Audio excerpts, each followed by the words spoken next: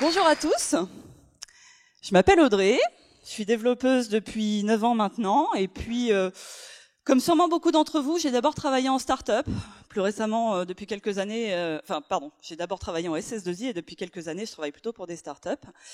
J'ai également été ou suis dans diverses conférences, associations, initiatives, etc. Alors maintenant que je me suis présentée, j'aimerais beaucoup faire votre connaissance, alors je vais vous poser quelques questions. Qui parmi vous est un homme ? Qui parmi vous est un homme blanc ? Qui parmi vous est un homme blanc, allez, disons entre 25 et 45 ans ? Ça tombe super bien que vous soyez aussi nombreux parce que cette keynote a été spécialement écrite pour vous, messieurs développeurs. Elle s'intitule donc The Hitchhiker's Guide to Diversity. Et avant de rentrer dans le vif du sujet, nous allons faire un petit aparté culturel pour celles et ceux qui n'auraient peut-être pas la référence et qui se demanderaient mais pourquoi un titre aussi compliqué en anglais pour une conférence en français ? The Hitchhiker's Guide to the Galaxy, H2G2 pour les intimes, est un feuilleton radiophonique de science-fiction, écrit par Douglas Adams à la fin des années 70.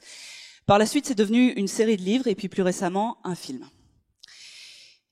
C'est dans cette série que vous apprendrez que la réponse à la grande question sur la vie, l'univers et le reste est 42. Ce qui est à peu près aussi essentiel à votre culture geek que de connaître les règles de Slooby. Et dans cette série, il y a donc le guide du voyageur galactique, un ouvrage qui se veut rassurant puisque sur sa couverture figure la mention « pas de panique » écrite en lettres capitales, et qui vous apprendra notamment tout ce qu'il faut savoir pour voyager avec $30 Alta Aérien en poche par jour. Vous l'aurez compris, le présent guide a plutôt pour but, lui, de vous guider dans l'exploration de cet univers merveilleux, mais néanmoins rempli de pièges, qu'est celui de la diversité dans l'IT. Parce qu'étant moi-même une femme et une développeuse, je me retrouve au centre des plus grandes questions qui agitent l'univers des développeurs. Comment fait-on pour recruter des femmes ? Comment fait-on pour avoir des femmes speakeuses ? Comment fait-on pour avoir des femmes contributrices open source ? Lorsqu'on sait que 41% des femmes quittent la technique au bout de 10 ans, on imagine assez aisément que la réponse n'est pas aussi simple que 42. Néanmoins, il y a quelques petites choses à savoir qui pourraient vous aider si vous voulez réussir dans cette quête, et c'est pourquoi je me suis lancée dans la rédaction de ce guide, à destination de vous, messieurs, développeurs. Alors je pense qu'une des premières choses dont il faut bien prendre conscience quand on parle de diversité, c'est que ce n'est pas qu'une question de sexe, au sens biologique du terme. Vous l'avez vite compris avec notre petit jeu de questions-réponses du départ. Il y a aujourd'hui un profil type du développeur qui est un homme.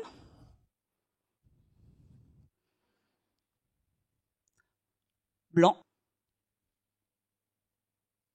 Hétérosexuel. Plutôt jeune. Souvent issu de classe moyenne, ou en tout cas dont les parents ont fait des études supérieures. Sans handicap mental ou physique. On n'aurait pas handicap mental, voyons. Alors les chiffres que je vous montre ici sont issus du sondage Stack Overflow 2018. C'est une étude qui est réalisée tous les ans et qui porte sur tous les aspects de la vie des professionnels de l'informatique, aussi bien leur vie privée que les aspects plus techniques. Et vous l'aurez compris avec ces chiffres, le problème de la diversité dans notre profession, et probablement dans beaucoup d'autres professions qui partagent ce problème, ce n'est pas qu'une question de genre. C'est également une question d'orientation ethnique, d'origine ethnique, d'orientation sexuelle, d'âge, de handicap. Bref, introduire de la diversité dans votre équipe, ce n'est pas systématiquement recruter une femme. Néanmoins, étant moi-même une femme, blanche, en bonne santé. Oui, alors, je précise, parce que les inégalités, c'est comme les mandats, ça se cumule. Étant moi-même, disais-je donc, une femme blanche et en bonne santé, c'est l'exemple que je vais prendre tout au long de cette présentation parce que tout simplement, c'est celui que je connais. Mais il est important que vous gardiez à l'esprit que tout ce que je vais essayer de vous transmettre par la suite est applicable et doit être appliqué à toutes les formes de discrimination. Et avant même d'aller sur le terrain du comment, je pense qu'il faut déjà se poser la question du pourquoi. Pourquoi est-ce que vous voulez avoir de la diversité dans vos équipes? Qu'est-ce que vous recherchez derrière ça? Est-ce que vous voulez être sûr que les produits que vous développez ne soient pas discriminants pour qui que ce soit? Est-ce que vous voulez avoir une équipe qui soit plus représentative de la société dans laquelle on vit? Est-ce que vous voulez avoir des équipes avec des sensibilités diverses au sein de celles-ci? Ou est-ce que vous travaillez en SS2I et vous pensez que les femmes passent mieux en clientèle? Non, là je vous taquine, mais on me l'a déjà sorti. Ou alors, ah oui, je sais. Vous voulez des filles pour calmer l'ambiance vestiaire de sport dans votre équipe. Ça, c'est un argument que j'ai souvent entendu. C'est un argument qui part de la théorie selon laquelle, lorsque, au sein d'un groupe d'individus qui partagent la même sous-culture, on introduit un individu d'une sous-culture différente, le reste du groupe va essayer de se montrer sous son meilleur jour. Et pour ça, va limiter les comportements qui pourraient être perçus négativement. Alors, je suis désolée, mais pour m'être déjà retrouvée dans la position de la femme, au milieu du vestiaire, ambiance troisième mi-temps, ambiance on vient d'écraser l'adversaire, ça ne suffit pas. Et ça ne suffira pas parce que, quelle que soit votre intention de départ, il ne suffit pas de le vouloir pour que ça marche. Il ne suffit pas d'avoir des personnes différentes dans votre équipe pour que ça fonctionne. Ce qu'il faut, c'est avant tout créer un environnement de travail qui soit égalitaire et respectueux pour tous. Un environnement de travail qui permette à chacun de s'exprimer en ayant l'assurance d'être entendu et d'exprimer pleinement son potentiel. Alors, il y a une autre question que j'ai trouvée très intéressante dans ce sondage Stack Overflow. Elle portait sur la partie priorité au travail. Et cette question, c'était quels sont par catégorie, les critères les plus importants lorsque l'on évalue un nouveau job. Alors, j'ai conservé uniquement les 4 premiers critères, parce que bon, déjà, ce sont les plus importants, et puis parce que je les trouvais très révélateurs. Alors, pour les hommes, on va d'abord regarder toute la partie salaire, avantages, bénéfices, etc. Ensuite, on regardera les opportunités techniques qui nous sont offertes. Ensuite, on considérera les possibilités d'évolution. Et puis, en dernier, on regardera la culture de la société, l'environnement de travail. Pour les femmes, on va d'abord regarder du côté de l'environnement de travail, de la culture de la compagnie. Ensuite, on évaluera les possibilités d'évolution. Ensuite, on regardera les choix techniques qui nous sont offerts. Et en dernier, on portera attention à la partie bénéfices, salaire, etc. Pour les personnes non binaires, c'est également, et de manière plus importante, la culture de la compagnie qui arrive en premier. Ensuite, on va regarder tout ce qui est langage, framework, technologie, etc. Puis, on regardera la partie salaire. Et en dernier, on va considérer un critère qu'on n'a pas vu parmi les 4 premiers des 2 autres catégories, qui est celui de la diversité de la société. On a donc une inversion complète des priorités entre les hommes et les femmes, et une priorisation qui est un petit peu différente pour les personnes non binaires, mais qui va quand même mettre en avant d'abord, et même de manière plus importante, la culture de la société, et qui va faire apparaître ce critère qu'on n'a pas vu ailleurs, qui est celui de la diversité de la société. Alors je ne sais pas si pour vous, messieurs, ce classement semble correct, mais pour moi, en tant que femme, il l'est complètement. Et on pourrait être tenté de se dire à première vue, bah oui, mais c'est normal, c'est parce que les femmes sont moins carriéristes que les hommes. Mais non, pas du tout. Ça, c'est juste un stéréotype fortement ancré dans la société, mais qui n'a aucun fondement. Certaines femmes ont envie d'avoir une carrière. Certaines femmes ont envie d'avoir des postes à responsabilité. Certaines femmes ont envie de créer leur société. Et à contrario, certains hommes n'en ressentent absolument pas le besoin. En ce qui me concerne, dans mes choix professionnels, je vais effectivement porter d'abord attention à la culture de la société dans laquelle je postule, tout simplement parce que je veux être sûre que je vais postuler dans un environnement de travail où je suis sûre d'être respectée à la fois en tant que femme et en tant que développeur. J'ai toujours pas envoyé mon CV à Windev. Parce qu'aucun être humain normalement constitué n'a envie de se rendre au travail avec une boule au ventre en se demandant quelle remarque blessante ou quel comportement humiliant ou dégradant on va devoir subir aujourd'hui. Aucun.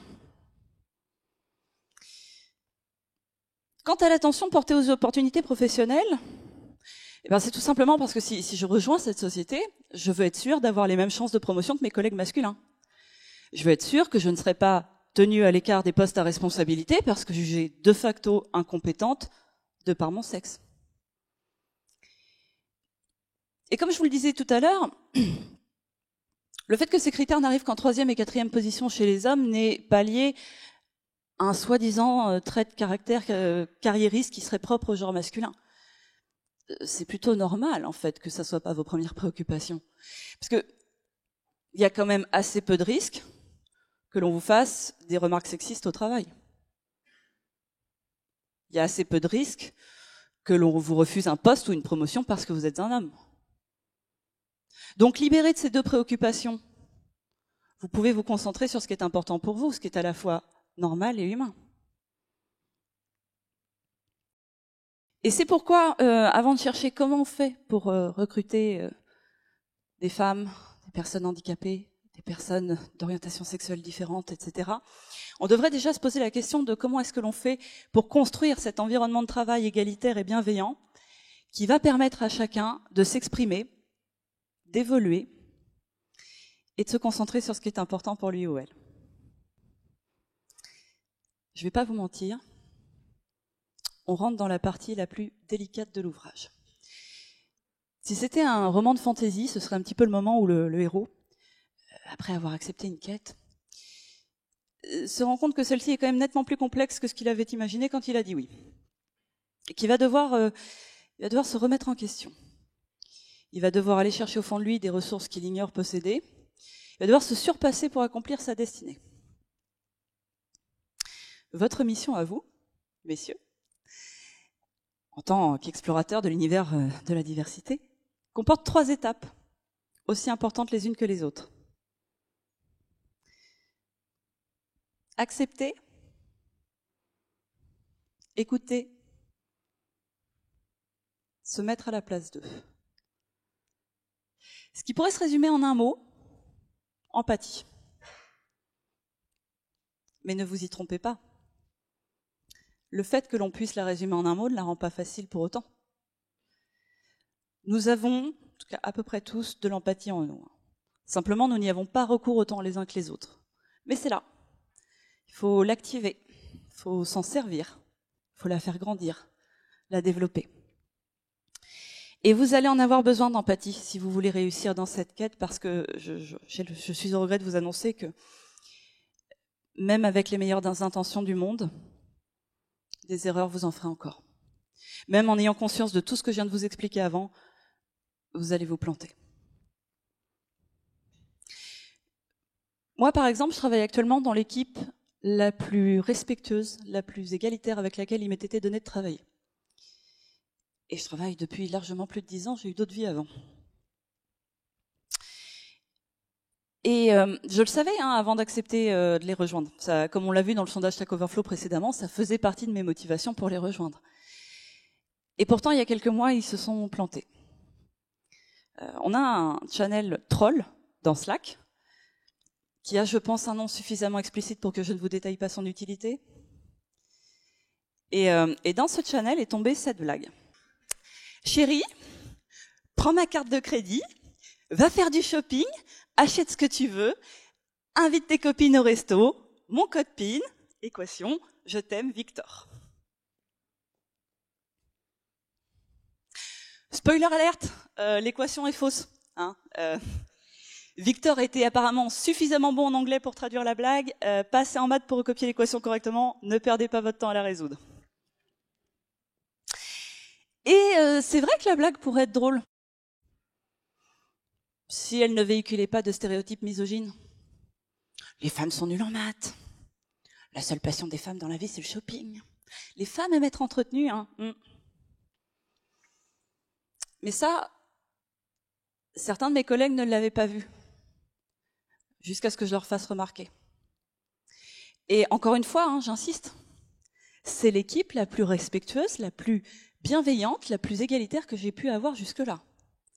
C'est pourquoi j'aimerais qu'on se mette ensemble, tous ici ensemble maintenant, qu'on se mette d'accord sur quelque chose. Le fait que vous trouviez la blague marrante sans voir où est le problème dedans, ne fait pas de vous un connard misogyne. Ça fait de vous un mec normal. Vous savez ce truc qu'on explique à nos juniors que vous n'êtes pas votre code? Parce que le code peut être mauvais sans que le développeur le soit. On a tous écrit du code dont on n'est pas très fiers, ça nous arrivera tous encore un jour, pas de problème. Eh bien, bonne nouvelle, vous n'êtes pas vos blagues. La blague est misogyne. Le fait que vous ne le voyez pas ne veut pas dire que vous l'êtes. Et c'est pourquoi il est extrêmement important, lorsqu'on vous le fait remarquer, de ne pas vous sentir agressé. Parce que c'est ça la première étape. C'est accepter que la blague ou la remarque, banale pour vous, peut être blessante pour autrui. C'est accepter que vous venez de vous planter, et ce, parce que même si vous n'êtes ni sexiste, ni raciste, ni homophobe, que vous n'aviez l'intention de blesser personne, vous vivez dans une société qui, elle, l'est encore fortement, et qui a complètement intégré ces discriminations comme étant normales, vous les rendant de fait invisibles à vous qui n'en êtes pas la cible. Alors maintenant que nous sommes d'accord sur cet état de non-discrimination généralisée, on peut passer à la deuxième étape. Écouter. Et ici, il s'agit d'écouter en opposition à ignorer, faire taire, ou pire, humilier, punir, menacer. Parce que malheureusement, ce genre de réaction est plutôt courante quand on essaye de dénoncer une forme de discrimination dans la société telle que le sexisme. Les exemples ne manquent pas. Moi, par exemple, quand j'ai vu cette blague de la carte bleue, ma première réaction a été de vouloir expliquer aux gens pourquoi ce genre de blague est dangereuse. Alors j'ai tweeté ceci.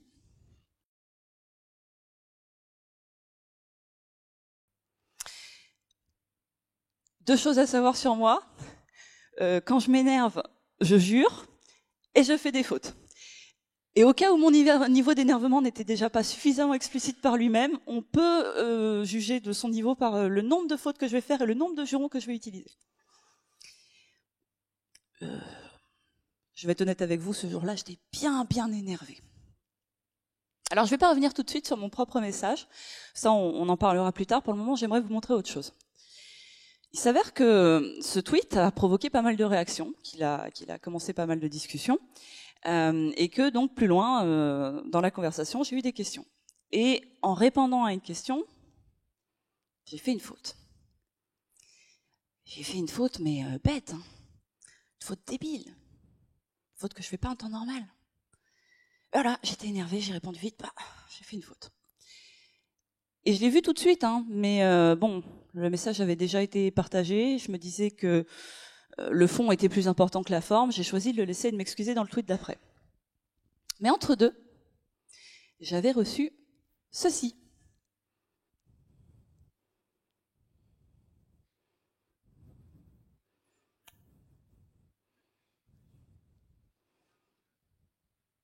Alors peut-être êtes-vous surpris par cette réaction, mais moi je ne l'étais pas, parce que je m'y attendais.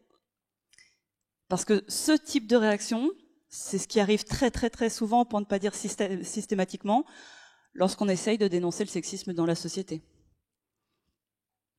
On va essayer de vous faire taire, on va détourner le propos énoncé, on va vous rabaisser et expliquer que c'est vous qui avez un problème, pour mieux ignorer la vraie problématique qui est celle du sexisme. Dans le cadre professionnel, on peut également, et on va d'ailleurs le plus souvent, vous ignorer. Ce qui vous en conviendrait est quand même assez gênant lorsqu'il s'agit d'insultes ou de comportements sexistes.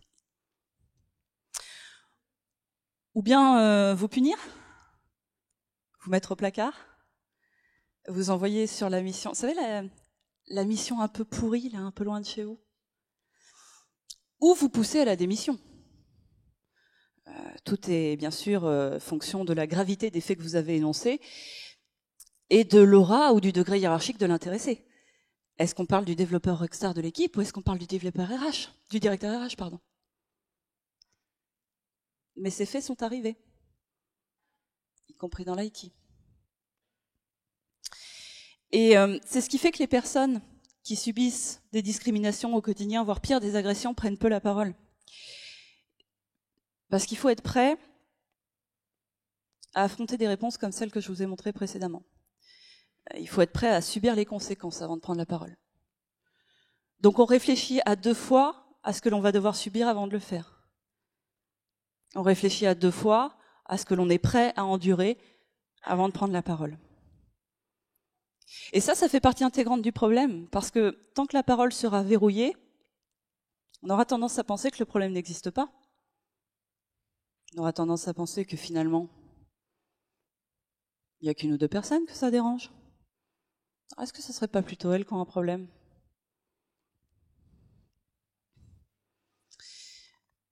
Dans l'exemple de la blague de la carte bleue, je suis quasiment la seule à être intervenue. Mes collègues féminines ne sont pas ou très peu intervenues, ce qui pourrait laisser à penser que finalement, il n'y a que moi qu'elle dérangeait, cette blague.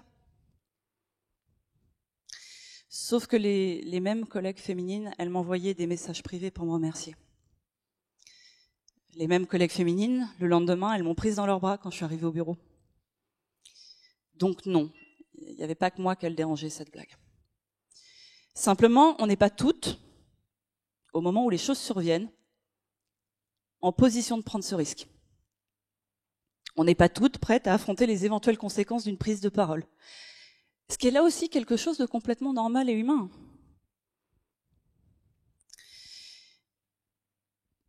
Or, tant que la prise de parole restera quelque chose de dangereux, voire même simplement d'inutile, vous imaginez bien que les choses ont peu de chances de changer.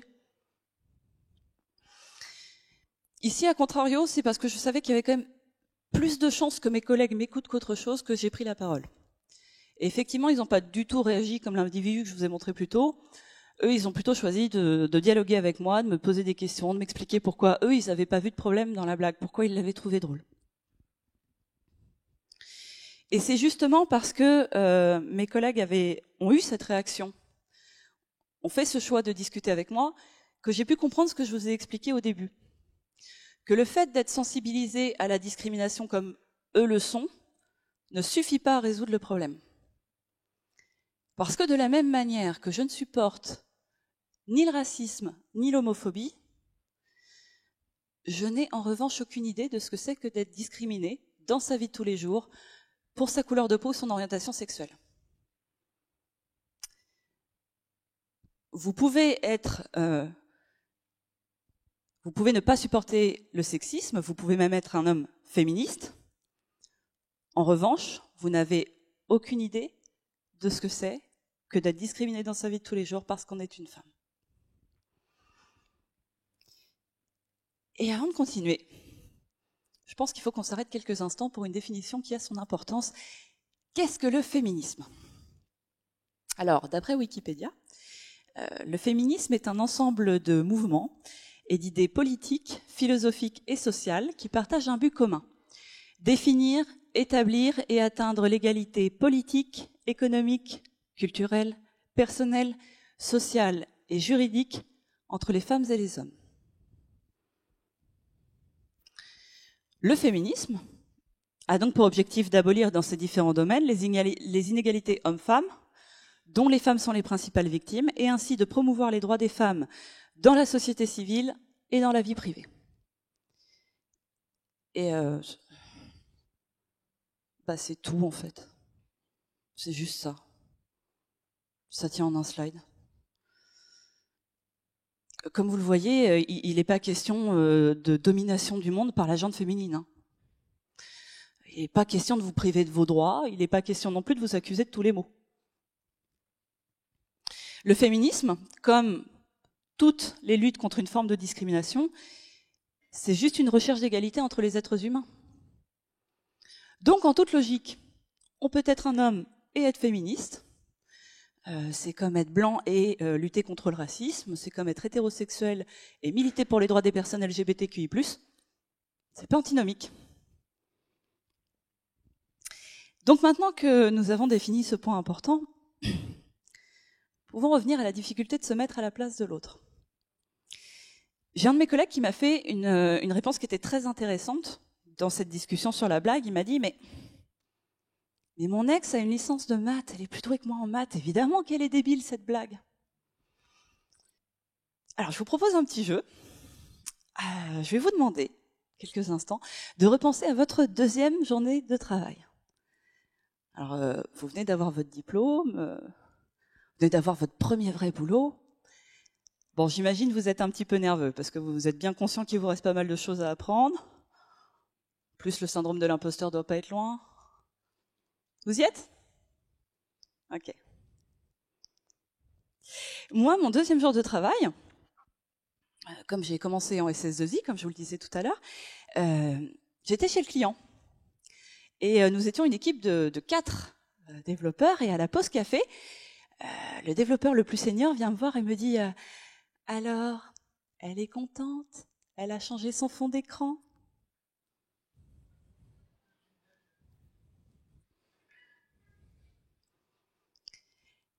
Est-ce que vous pouvez, s'il vous plaît, lever la main, ceux à qui on a posé cette question leur deuxième jour de travail ? Personne. Est-ce que vous pouvez, s'il vous plaît, lever la main ceux qui ont déjà posé cette question à une de leurs collègues de travail ? Personne non plus. Vous devez être des mecs normaux. C'est ça le problème, justement, avec les mecs normaux. C'est que toute cette partie misogyne de la blague, ça vous semble complètement idiot, donc il y a de fortes chances que vous l'ayez complètement ignoré pour ne prendre en compte que l'aspect mathématique, qui lui est drôle, sans prendre en compte le contexte misogyne autour. Parce que vous n'imaginez pas sérieusement que l'on puisse penser que les femmes sont biologiquement nulles en sciences, que leur seule passion dans la vie, c'est le shopping. Mais n'oubliez pas, n'oubliez pas que pour certaines personnes, ça ne constitue pas un cliché, mais une certitude absolue. Aussi sûr que la Terre est plate. Et c'est justement parce qu'on m'a réellement et sérieusement tenu des propos de ce genre que ces blagues-là me font pas rire du tout. Alors là, vous vous dites peut-être, bon, ok, avec le recul, la blague de la carte bleue était peut-être pas si drôle que ça, mais enfin, c'est qu'une blague. Il n'y a pas de quoi s'énerver. Et en fait, c'est bien là le problème, c'est que c'est pas une blague. C'est une blague, plus une autre, plus encore une autre, pendant des années. On a tous eu, vous savez, je pense, ce collègue un petit peu lourd, là, vous savez, le collègue qui fait la même blague en boucle tout le temps. On l'a tous eu. Eh ben moi, pendant 1 an, j'ai dû travailler avec un homme qui, à chaque fois que j'émettais une opinion qui n'allait pas dans le sens de la sienne, chose qui arrive assez fréquemment, je ne sais pas si vous l'avez remarqué dans notre métier, me répondait, bah qu'est-ce que t'as tes règles ?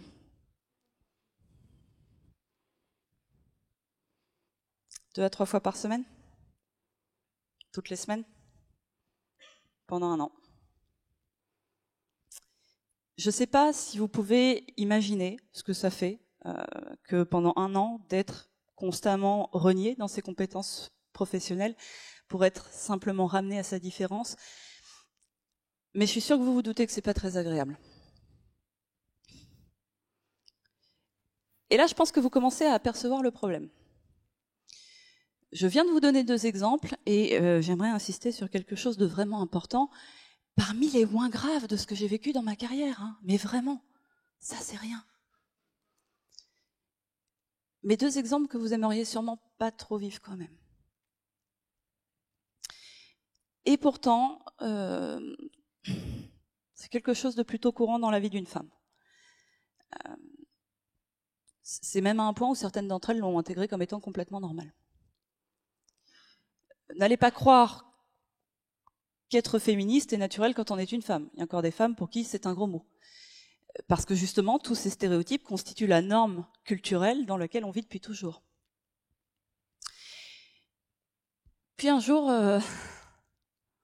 on prend conscience que ça a beau être la norme, c'est pas normal. Mais ça prend du temps.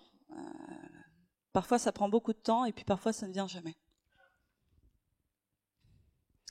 Une autre des réactions intéressantes que j'ai eues de la part de mes collègues, c'est l'un d'eux qui m'a répondu, mais Mais c'est une blague. Les petites filles, elles vont pas s'identifier aux stéréotypes derrière. Et je suis au regret de vous annoncer que malheureusement, si. Des études sur le sujet, il y en a eu beaucoup, et toutes tentent à montrer que les stéréotypes ont un impact réel sur ceux qui les subissent, qu'ils sont intégrés très tôt et qu'ils restreignent fortement l'expression du potentiel de ceux qui en sont la cible. Dans le cas des femmes en particulier, les études récentes montrent que c'est vers l'âge de 6 ans que les petites filles commencent à se considérer comme étant moins brillantes que les petits garçons et vont de ce fait se désintéresser des activités dites pour enfants brillants. Ne vous demandez pas pourquoi il y a toujours de moins en moins de femmes dans les filières scientifiques. Et c'est exactement comme l'expérience que je racontais plus tôt. Vous savez, dans ce tweet que je vous ai montré tout à l'heure. C'était lors d'un Devox for Kids, il y a un petit peu plus d'1 an, et alors que mes collègues étaient en train d'expliquer les ateliers que nous allions faire durant l'après-midi, j'aperçois cette petite fille, à peu près 8 ans, en larmes. Mais vraiment en larmes, hein, les grosses larmes. C'est quelque chose qui arrive parfois, donc j'ai fait comme je fais d'habitude, je suis allée vers elle et sa maman pour essayer de comprendre quel était le problème et voir comment je pouvais aider. Et là, sa maman m'a répondu, elle pleure, parce qu'elle pense qu'elle n'y arrivera pas, parce qu'elle est une fille. Vous savez quoi ? Ça fait plus de 5 ans maintenant que je fais des ateliers avec les enfants. C'était pas la première fois que j'entendais une petite fille se dévaloriser parce qu'elle n'est qu'une fille. Alors parmi les études menées sur les stéréotypes des femmes et des maths en particulier, il y en a une que je trouve très intéressante, c'est celle qui est citée par Linda Rising dans son talk Agile Mindset and Beyond. Dans ce talk, elle mentionne donc cette étude qui comporte un examen de mathématiques d'un niveau assez avancé, hein, étude supérieure, et où les participantes sont réparties en 2 groupes. L'un des 2 groupes a un questionnaire sur lequel figure une question portant sur le sexe. L'autre pas. Détail amusant, la plupart des participantes du premier groupe n'ont même pas noté la présence de cette case. C'est-à-dire qu'à la sortie de l'examen, on leur dit « T'as vu, il y avait une question ?»« Ah non, j'ai pas vu. Je l'ai remplie, hein, mais j'ai pas vu. » Et pourtant, systématiquement, les participantes du premier groupe ont de moins bons résultats que les participantes du deuxième. L'étude a bien sûr été répétée plusieurs fois, y compris avec des groupes mixtes, et à chaque fois, le résultat est le même. La présence de cette simple case à cocher empêche les participantes du premier groupe de performer normalement. C'est ce qu'on appelle la menace du stéréotype. Ça a été identifié par Steele et Aronson en 1995, et on va encore une fois se reporter à Wikipédia. Le concept de menace du stéréotype relève de l'étude des stéréotypes dans le domaine de la psychologie sociale. Il représente l'effet psychologique qu'un stéréotype peut avoir sur une personne visée par celui-ci. Face à certaines situations, un individu peut avoir la sensation d'être jugé à travers un stéréotype visant son groupe, un stéréotype négatif visant son groupe, ou craindre de faire quelque chose qui pourrait confirmer ce stéréotype. Dès lors, cela peut provoquer une diminution des performances de cet individu dans un domaine où il est impliqué personnellement. Ce qui est très intéressant avec cette menace des stéréotypes, c'est qu'elle a été étudiée sous bien des aspects. Minorité ethnique et intelligence, classe sociale et intelligence, hommes et sensibilité sociale, hommes et information affective. Eh oui, parce que vous n'en avez peut-être pas conscience, mais vous êtes vous aussi victime de stéréotypes. On est bien d'accord qu'être un homme, c'est regarder le foot, c'est boire de la bière et aimer les grosses bagnoles. C'est être celui qui ramène à la maison, l'argent à la maison, pas celui qui veut des enfants. C'est ne surtout pas avoir peur, ne surtout pas avoir un moment de faiblesse pour quelque raison que ce soit. Ne surtout pas avoir des émotions, surtout pas pleurer. On voudrait pas passer pour une femmelette ou une tapette.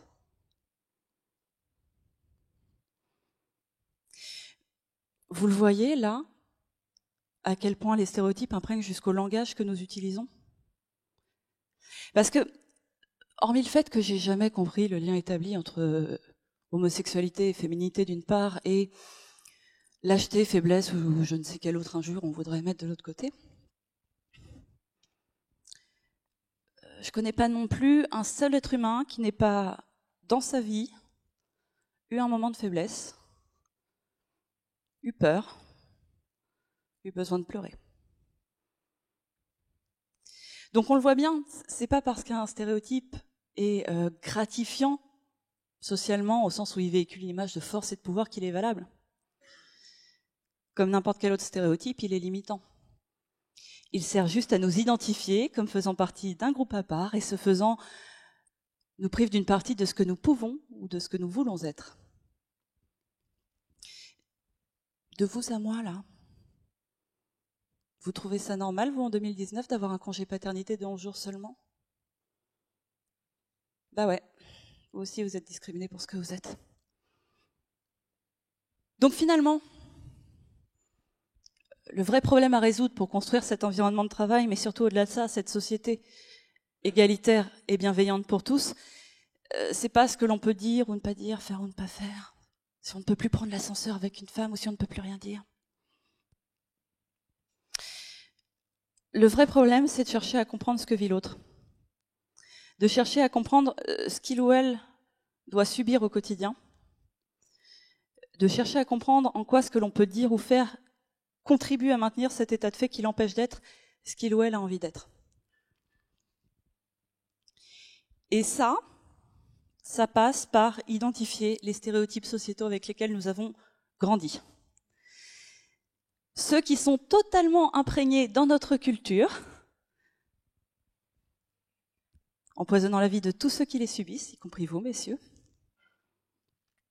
C'est les identifier, c'est apprendre à reconnaître la manière dont ils s'expriment dans notre vie de tous les jours, que ce soit par les mots ou par les actes, et décider de les combattre. Et encore une fois, c'est pas quelque chose de simple.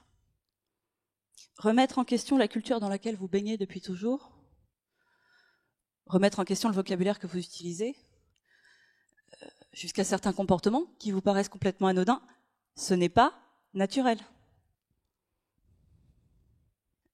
Parce que déjà, même que lorsque vous êtes la cible de ces stéréotypes, ça prend du temps de les identifier. Lorsque vous êtes une femme, ça prend du temps de comprendre que vous n'avez pas accepté les blagues qui vous rabaissent. Que vous n'avez pas à tolérer les remarques graveleuses. Et que ce n'est pas normal d'adapter votre tenue pour éviter les remarques ou pire les agressions, que ce soit au bureau ou à l'extérieur. Donc, bien évidemment que lorsqu'en plus, on essaye d'appréhender une réalité qui n'est pas celle que l'on expérimente au quotidien, ça ne peut pas être naturel. Il va falloir apprendre. Comme à chaque fois qu'on apprend, on risque de se tromper. Et on va se tromper. Et on a le droit de se tromper. Moi-même, je me trompe encore. Mais c'est pas impossible à réaliser. Loin de là.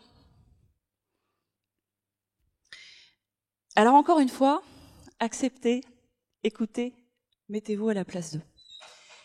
N'ayez pas peur de poser des questions. Faites comme mes collègues. N'ayez pas peur de dialoguer. N'ayez pas peur de faire tourner la machine à empathie à plein régime.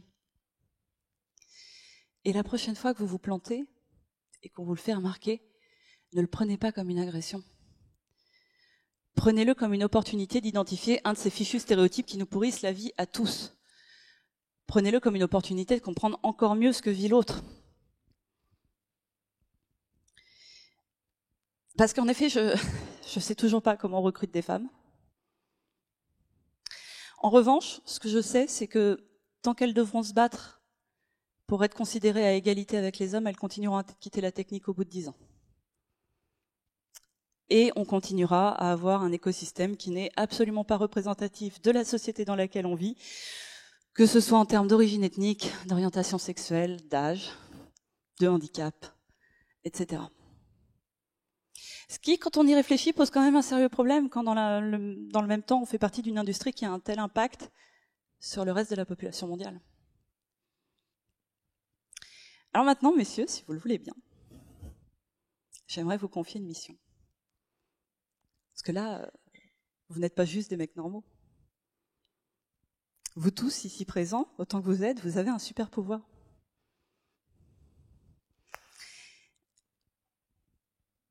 Ça va pas être agréable pour moi à dire, ça ne le sera pas pour vous à entendre. Mais le fait est qu'à l'heure actuelle, votre voix, en tant qu'homme, blanc, hétérosexuel, et soyons d'accord, hein, on ne vous le reproche pas, vous n'y êtes pour rien, vous n'avez pas demandé, c'est comme ça. Mais votre voix, en tant qu'homme blanc, hétérosexuel, a plus de poids auprès de certains de vos pairs que la mienne n'en aura jamais. Et elle a plus de poids que celle d'une personne transgenre. Et elle a plus de poids que celle d'une personne autiste. Et ça, ce sera le cas tant que nous vivrons dans une société régie par ces stéréotypes et les discriminations qui en découlent. Alors je pense que vous n'en aviez pas conscience jusque-là, mais c'est une sorte de privilège que vous avez et que je vous invite à transformer en super pouvoir. Est-ce que maintenant que vous savez comment on fait pour s'ouvrir à l'empathie, maintenant que vous savez que vous avez le droit d'être féministe, d'être militant LGBTQI+, et que de manière générale, vous avez le droit de vous opposer à toutes les formes de discrimination qui vous insupportent, même si vous n'en êtes pas la cible, je vous invite à prendre la parole. Je vous invite à sortir du silence. Je vous invite à user, à abuser de ce privilège devenu super pouvoir. Parce que tant que la société restera aussi inégalitaire, injuste, voire même dangereuse pour certains d'entre nous, nous aurons besoin de super-héros du quotidien. Nous aurons besoin que toutes les voix qui peuvent s'élever contre toutes ces formes de discrimination le fassent. Alors messieurs, prenez le seul vrai pouvoir qui vaille, prenez votre super pouvoir et faites-vous entendre. Merci.